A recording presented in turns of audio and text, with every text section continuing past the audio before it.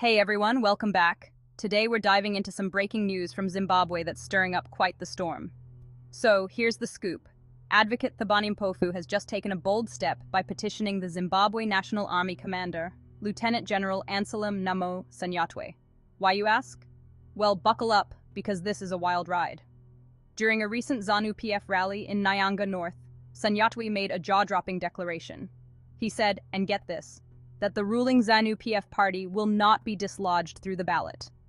That's right, he openly stated that the military would use force to ensure voters cast their ballots in favor of the ruling party. Now, let's put this into perspective. Sanyatwe isn't just any military figure. He's the same guy who was held accountable for the tragic killing of 6 protesters and bystanders on August 1st, 2018.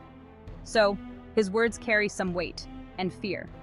Advocate Mpofu, who you might remember from his role in representing opposition leader Nelson Chamisa in challenging President Emerson Mnangagwa's 2018 election victory, isn't letting this slide.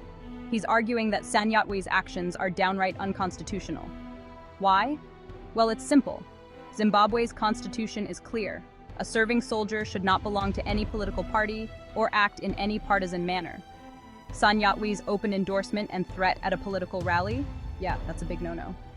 Mpofu is saying that war heroes are meant to protect civilians, not intimidate them. He's calling out Sanyatwe to stick to his constitutional role and leave politics to the politicians. This is a crucial moment for Zimbabwe. The nation deserves a military that safeguards democracy, not one that undermines it. Mpofu's stand is a call for accountability and a reminder that the country's democratic values are at stake. So, what's next?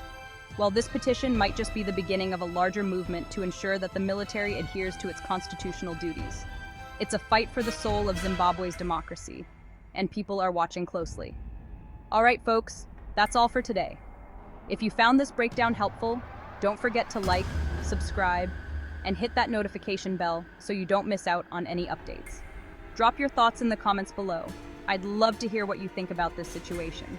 Until next time, stay informed and stay safe. Jen.